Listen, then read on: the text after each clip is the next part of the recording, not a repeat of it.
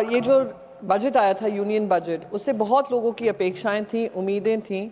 सबसे ज़्यादा जो अपेक्षा थी वो सीनियर सिटीजन्स की थी। जो 60 साल के ऊपर हमारे सीनियर सिटीजन्स हैं, उनकी वो बजट को ज़्यादा ध्यान से देख रहे थे, क्योंकि वो उम्मीद कर रहे थे कि उनके लिए भी कुछ प्रावधान किए जाएंगे। दुख इस बात का है कि उनका भी सोच इसमें नहीं लगाई गई, और जो बजट अनाउंस हुआ उसकी वाह वाह तो हो रही है, पर कोई 60 साल के ऊपर के जो व्यक्ति हैं उनसे कोई नहीं पूछ रहा है उनके लिए क्या प्रावधान हुआ है।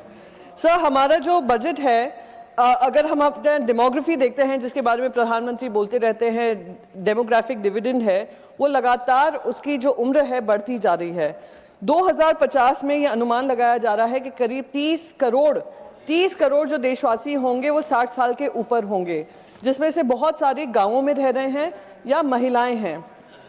तो उनका ध्यान रखना, और ये हमारे इकोनॉमिक जो चैलेंज है, इकोनॉमिक चैलेंज होगा, सोशल चैलेंज होगा, और सबसे ज़्यादा हेल्थ चैलेंज होगा, उस पर उन्होंने ध्यान नहीं दिया है। सर, सबसे पहले मैं रेलवे कंसेशन की बात करूंगी। जब कोविड हुआ था, कोविड के समय पे बहुत सारी कटौतियां हो रही थी और पूरा देश लगा हुआ था एक साथ कि हाँ, जहां जहां कमियां हैं हम उसमें योगदान देंगे, जहां हमें अपने जो कंसेशंस हैं वो वापस लेने को तैयार हैं। उनको ये वादा किया गया था कि जब कोविड का कार्यकाल खत्म होगा तो कंसेशंस जो रेलवे के होते हैं वो वापस आपको दिया जाएगा। वो अब तक नहीं हुआ है। रेलवेज ने 8,913 करोड़ कमाए हैं, पर उनका जो कंसेशन है जो 6 दशकों से चल रहा था वो उनसे खींच लिया गया है। सर, एल्डर केयर कल राधा मोहन जी बता रहे थे सीनियर सिटीजन्स के बारे में, कैसे उनके जो बच्चे होते हैं रोजगार का माध्यम यहाँ पे नहीं मिलते हैं तो विदेशों में चले जाते हैं और बुजुर्ग माँ बाप का ध्यान नहीं रखते हैं।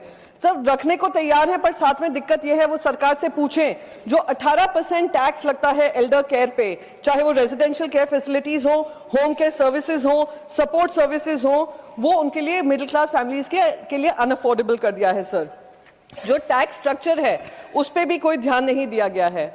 अब जीएसटी तो एसेंशियल डिसेबिलिटी पे भी है, जो अडल्ट डायपर्स होते हैं, व्हीलचेयर होते हैं, जो उनकी वॉकिंग एड होते हैं और अदर असिस्टिंग डिवाइसेस होते हैं, उस पे तो 12 से 18% जीएसटी लगाया हुआ है। सर, हेल्थ केयर के डिडक्शंस मिलते हैं सेक्शन 80D और सेक्शन 80DDB।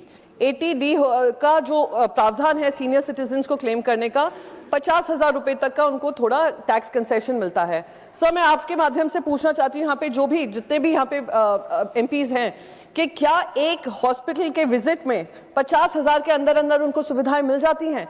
एक हॉस्पिटल विजिट करीब 2 से 3 लाख उनका खर्च हो जाता है। दुख इस बात का होता है कि जो इंश्योरेंस प्रीमियम्स भी इनके होते हैं 30 से 40,000 साल के होते हैं। और अगर हम इन्फ्लेशन देखें, हेल्थ रिलेटेड ट्रीटमेंट का 10 से 15% लगातार बढ़ रहा है, हर साल बढ़ता है, और आपने उनकी डिडक्शंस में कोई राहत नहीं दी है। 80DDB जो है वो क्रिटिकल इलनेसेस के लिए है, कैंसर हुआ, हार्ट अटैक हुआ, बाकी सारी मेंटल डिसेबिलिटीज होती हैं, जैसे जैसे उम्र बढ़ती है, उसका भी आपने कितना प्रावधान किया है? 1 लाख रुपए का।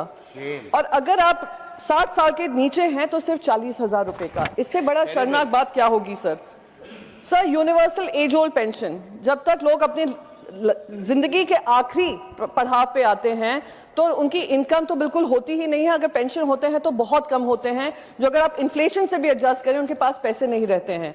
जो पेंशन स्कीम बताई है कुछ सेक्टर्स में लगी है, जो 200 से 500 रुपए महीने का इन लोगों को देते हैं। 200-500 रुपए में आजकल क्या मिल जाता है जो वो पूरा महीना उस 200-500 रुपए में काटे? उम्मीद थी कि शायद वित्त मंत्री उस पर चर्चा करती, पर वो भी प्रावधान उनके लिए नहीं बनाया है। सर, बस last, sir, I will finish it of 1 minute. It is a very important topic, nobody has spoken about it. Sir, Ayushman Bharat universal health coverage है, पर जो 60 साल के ऊपर हैं उनके लिए ये लागू नहीं होता है, सिर्फ कुछ ही सेक्टर्स के लिए लागू होता है। ये भी दुखद स्थिति है। Last but not the least, sir, हम लोग डिजिटल टेक्नोलॉजी की बात करते हैं, डिजिटल अडॉप्शन की बात करते हैं, हमारे फाइनेंशियल ट्रांजैक्शन सब डिजिटल प्लेटफॉर्म्स पे होते हैं। सबसे ज्यादा जो खतरा साइबर फ्रॉड का हो रहा है, साइबर अरेस्ट का हो रहा है, वो इन्हीं सीनियर सिटीजन्स के लिए हो रहा है। कहीं भी उनके लिए भी कोई बजट नहीं बनाया है कि कैसे उनको एजुकेशन और एम्पावर करें। ये भी एक दुखद परिस्थिति है जो बजट में नहीं एड्रेस की गई है। सर, आखिरी पड़ाव पे रहते हैं और उनने जिंदगी अपनी पूरी कुर्बान की है इस देश के लिए। आखिरी पड़ाव पे उनको हमारी लाइफ ऐसी ही होती है।